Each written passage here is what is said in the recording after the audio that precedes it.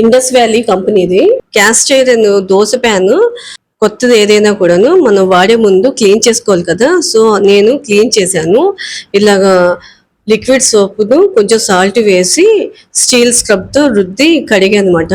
కడిగేసిన తర్వాత స్టవ్ మీద పెట్టి పెనం వేడైన తర్వాత ఉల్లిపాయతో ఇలా రుద్దాను.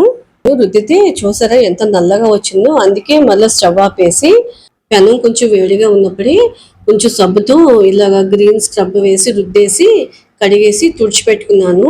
నైట్ టైం చేశాను అనమాట ఈ క్లీనింగ్ అంతా. ఎందుకంటే నెక్స్ట్ డే మార్నింగ్ దోశలు వేద్దామని.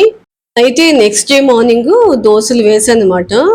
మనం పెనం వేడైన తర్వాత ఆయిల్ వేసి ఉల్లిపాయతో రుద్ది దోశలు వేస్తాం కదా. కాకపోతే 2 దోశలు సరిగ్గా రాలేదు. మరి స్టార్టింగ్ లో నాకు అలా అయిందా లేకపోతే అందరికీ అలానే అయిందా లేదా అనేది నాకు తెలియదు కదా. So caste iron dosa pan use చేసే వాళ్ళు మీకు ఇలానే అయిందా లేదా అనేది నాకు కామెంట్ లో తెలియచేయండి. జస్ట్ తెలుసుకుందామని అడుగుతున్నాను. ఇంకా 3వసారి వేసిన దోశ దగ్గర నుంచి బాగా వచ్చాయండి.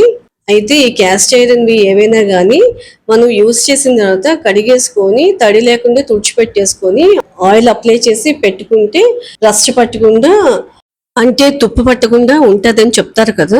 అలానే చెయ్యాలి. కాకపోతే మనం వాడే ముందు మాత్రం జిడ్డు లేకుండా సబ్బుతో తోముకొని కడుక్కొని యూస్ చేసుకోవాలి. అలా డైరెక్ట్ గా యూస్ చేసామంటే మనం ఏది వండినా కూడా ఆయిల్ స్మెల్ వస్తుంది.